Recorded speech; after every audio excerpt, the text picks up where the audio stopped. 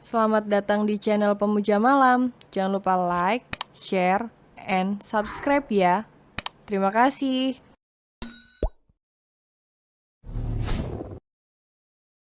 Chapter 22. Dia sudah berselingkuh. Bagaimanapun, hubungannya dengan Lano tidak bisa diremehkan begitu saja. Mereka memiliki ikatan kuat di mata agama dan hukum. Ara tidak ingin gegabah. Banyak orang yang akan terluka bila dia lebih memilih egonya. Masih ada sikap bijaksana di dalam diri gadis tomboy itu. Biarlah untuk sementara dia dan Lano menenangkan diri dulu, pikirnya. Boy juga tidak bisa terus menyudutkan putrinya. Sejak awal mereka memang salah memaksakan kehendak pada Ara yang sudah berkali-kali menegaskan bahwa dia memang belum siap menikah. Katakan padaku jika kamu tidak baik saja. Ucapan Bara sering terlintas di pikiran Ara.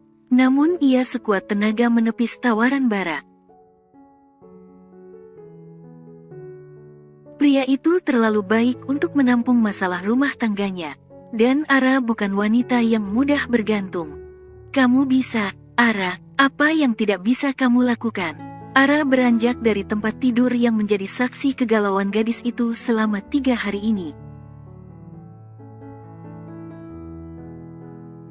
Sendiri merenungi kisah hidupnya, bertekad akan terus maju ke depan.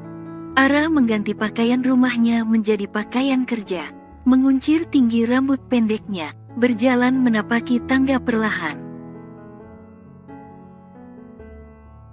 Ara akan kembali bekerja, kata gadis itu pada kedua orang tuanya di halaman depan rumah. Apa malam ini kamu akan menginap di sini? Tanya Bella hati-hati. Jangan salah paham, Mama hanya ingin memastikan saja, kalau kamu tidur di sini Mama akan memasak makanan untuk kamu nanti malam, kata Bella. Ara akan menghubungi Mama nanti sore. Ara belum tahu mau pulang ke sini atau tidak. Baiklah, Mama tunggu kabar dari kamu, sayang. Semangat, Bella memegang pipi putrinya setelah Ara mencium punggung tangannya. Hati, ucap Boy. Jawab Ara. Meskipun mereka sempat bersih tegang, tapi Ara tetap menghormati pria itu. Mencium punggung tangan Boy sebelum keluar dari rumah orang tuanya. Bella dan Boy melengkungkan sudut bibirnya. Meski mereka merasa bersalah, tapi ada kelegaan tersendiri saat Ara ternyata memutuskan untuk tetap berada di dekat suaminya. Ara berjalan tegak dengan tatapan lurus ke depan. Masuk ke dalam lift khusus pemimpin perusahaan. Ara memencet tombol lift menuju lantai ruangan Lano. Semoga saja dia tidak marah lagi. Pikiran Ara sedikit kacau setelah berada di kantor sang suami. Ia yang semula percaya diri kini menciut saat dirinya sedikit lagi akan sampai ke ruangan Lano. Ara menoleh ke arah meja sekretaris Lano. Tidak ada Zahra di kursi itu. Kemana sekretaris genit itu? Ara mengetuk pintu sebelum masuk ke ruangan suami yang juga berperan sebagai atasannya. Membuka pintu perlahan sebelum akhirnya tubuhnya menegang dan emosinya memuncak. Entah kenapa ia sangat tidak senang melihat pemandangan seperti ini. Zahra si sekretaris gemulai sedang berada di dekat Lano, membantu sang atasan yang sedang berkutat dengan dokumen perusahaan. Anda mau kopi, Pak? Tawar Zahra dengan suara lemah gemulai. Boleh, jawab Lano tanpa menoleh perempuan yang sudah siaga membantunya selama 3 hari ini. Ara masih berdiri di dekat pintu, memandang dari jauh dengan perasaan yang sulit diartikan. Zahra yang hendak keluar ruangan terkejut akan keberadaan Ara di ambang pintu ruangan tersebut. Nona Jodi, ucap Zahra kaget. Ara tak menjawab, ia hanya menatap tajam wajah wanita yang sangat ia yakini bahwa sekretaris itu menyimpan rasa pada suaminya. Lano sedikit teralihkan saat Zahra menyebut nama Ara, tapi pria itu berusaha tidak kehilangan fokus. Dia memilih tidak peduli untuk saat ini. Ara mendekati Lano setelah kepergian Zahra dari ruangan tersebut. Gadis itu berdeham seolah ingin Lano sadar akan keberadaan, walaupun Lano sudah tahu. Ada yang bisa aku bantu, Tuan? Ara berbahasa basi. Tidak perlu, sahut Lano. Maaf atas kejadian yang tidak menyenangkan tempo hari. Aku tidak mengerti maksudmu, Nona Jodi. Jangan membuatku mengulang kata maaf, Tuan. Lano menghentikan pekerjaannya, menoleh Ara yang berdiri di depannya. Apa yang sudah kamu lakukan sehingga kamu meminta maaf? Lano melipat tangannya di depan dada. Ia juga sudah lelah bersandiwara. Kenapa mereka tidak saling jujur saja sekarang? Ia akan menerima apapun keputusan gadis yang berstatus istrinya itu. Tidak perlu aku jelaskan, malam itu aku hanya panik, jadi sedikit emosi. Apa yang membuatmu panik sehingga berkata kasar pada pria yang mencintaimu sepenuh hati, Ara? Mencintai, jangan bilang kamu. Jangan salah paham, maksudku adalah papamu, Ara. Oh, iya aku tahu. Aku juga sudah berbaikan dengan papa.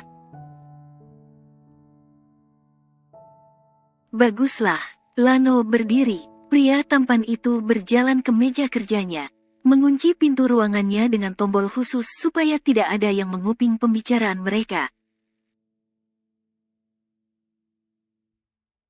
Apa keputusanmu sekarang, Ara? Memasukkan tangannya ke saku celana. Keputusan apa? Pandangan gadis itu mengikuti langkah Lano, merasa jika laki itu sepertinya ingin mengatakan sesuatu pada istrinya bukan asistennya.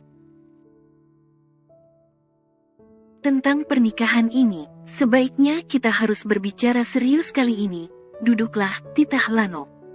Ara terdiam seperkian detik. Ada yang berbeda dari tatapan Lano, dingin dan datar. Lano duduk di kursi kebesarannya, masih dengan raut yang sama. Tidak ada keramahan dan kehangatan dari ekspresinya. Ara menjadi serba salah dengan sikap Lano hari ini. Namun ia tetap menuruti Lano untuk duduk di kursi yang berada di seberang meja kerja Lano. Ketegangan kembali terjadi saat sebuah kertas Lano sodorkan di hadapan Ara. Tanda tangani saja berkas ini, jika kamu sudah tidak sanggup menjalani pernikahan ini. Aku tidak ingin kamu terpaksa menjadi istriku. Dek, tiba kedua bola mata Ara melebar. Dia tidak menyangka bahwa Lano menyerahkan berkas perceraian padanya.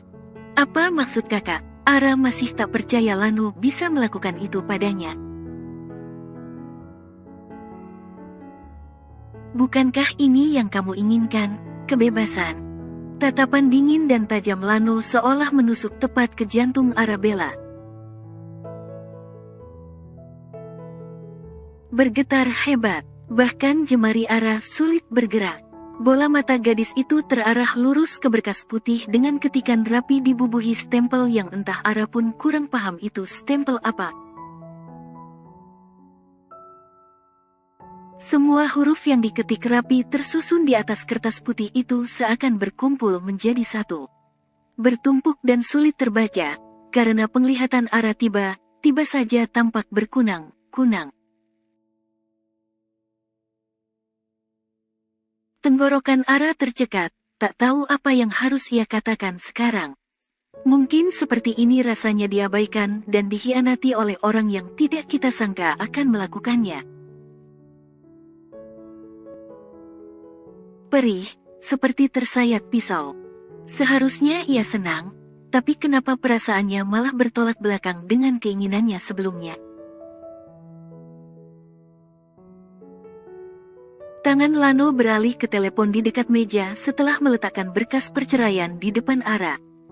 Zahra masuklah, titah Lano pada sekretarisnya setelah telepon tersebut tersambung ke meja Zahra.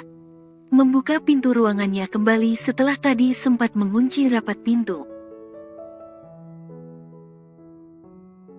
Bawa saja berkas itu pulang dulu, aku akan pergi selama 3 hari keluar kota. Kita akan bahas lagi masalah ini setelah aku pulang. Lanjut Lano pada Ara yang masih diam membisu. Lano berjalan ke arah Zahra yang sudah berdiri di ambang pintu. Pria itu setenang batu, seakan apa yang ia sodorkan pada istrinya barusan hanyalah selembar kertas biasa.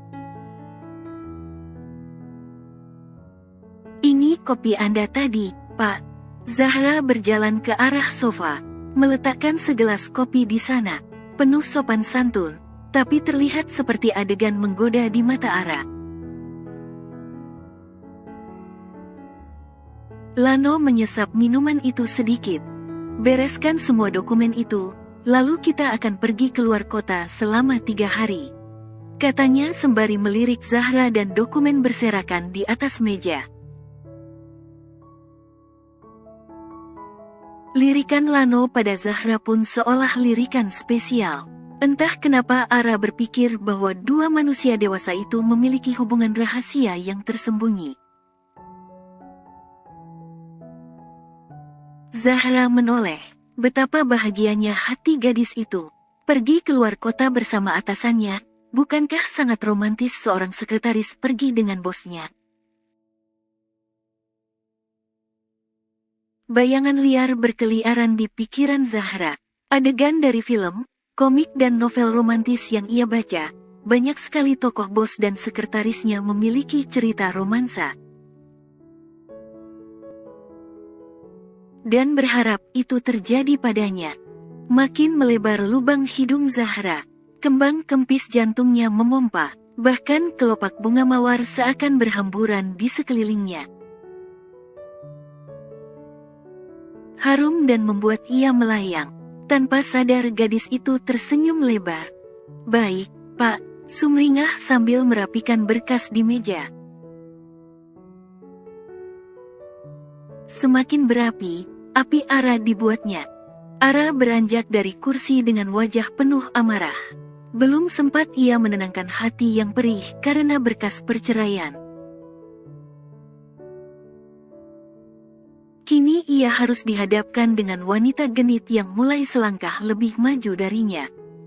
Kalian mau keluar kota? Ara berdiri sembari menggenggam berkas yang diberikan Lano. Dan sebaiknya kamu tidak perlu ikut. Zahra akan menemaniku, kata Lano. Duduk dengan kaki menyilang di sofa lalu fokus dengan tabletnya. Bukankah Tuan tidak suka pergi dengan wanita asing hanya berdua? Ara menghampiri Lano di sofa. Ekspresi gadis itu mulai tidak bersahabat. Curiga bahwa Lano mungkin bahagia pergi berdua dengan Zahra. Zahra memelankan gerakan merapikan berkas di meja, memperlambat pekerjaannya supaya bisa mendengar pembicaraan antara asisten dan bos itu secara live. Menajamkan telinganya, siapa tahu dia akan mendapat informasi sedikit dengan menguping. Sejak kamu bekerja, sekarang saya menjadi terbiasa. Jadi sepertinya saya akan baik saja. Lagi pula Zahra bukan orang asing, dia pegawai kantor ini. Dingin dan datar, bahkan Lano terkesan seperti berbicara dengan orang lain bukan istrinya. Dan itu membuat Ara semakin curiga. Ara menatap tajam ke arah Zahra, berharap wanita rubah itu pergi dari ruangan tersebut sekarang juga. Ara berpendapat bahwa wanita berpakaian ketat itu pasti mencoba mencuri kesempatan saat ia tidak ada. Menelan saliva susah payah. Akhirnya Zahra mundur perlahan lalu keluar dari ruangan yang mulai terasa hawa panas tersebut. Ara kembali pada jati dirinya. "Biarkan aku ikut kalian," katanya sambil menyilangkan tangan di depan dada. "Tidak perlu. Kenapa? Aku tidak akan mengganggu. Aku melakukan ini karena aku asistenmu. Zahra tidak akan bisa melindungimu. Tapi aku tidak butuh asisten. Zahra saja sudah cukup untuk membantuku di sana. Aku bisa melindungi diriku sendiri." "Apa? Zahra sudah cukup? Tentu saja. Wanita itu akan dengan senang hati melayanimu. Terutama hasratmu. Apa yang akan aku katakan pada papa kalau mereka bertanya? Katakan saja yang sebenarnya, bahwa kita akan berpisah baik-baik. Senang atau tidak, mereka harus tahu yang sebenarnya." "Apa menurutmu pernikahan segampang ini? Menikah lalu bercerai begitu saja?" Ara tak mampu menahan sesak di dadanya. "Ternyata kalian memang melakukan sesuatu di belakangku. Baru 3 hari aku tidak di sisinya. Dia sudah berselingkuh. Berani sekali pria ini." Lano menghentikan kegiatannya, mendongak. Tatapan pria itu kini beralih pada Ara yang sepertinya mulai terbawa emosi. "Lalu aku harus apa? Apa aku harus memaksa seorang wanita yang membenci pernikahan ini untuk melakukan tugasnya sebagai istri?" Lano tak kalah bersemangat untuk berdebat. "Setidaknya beri aku kesempatan, ini tidak mudah bagiku. Coba saja kakak berada di posisiku." Bersambung.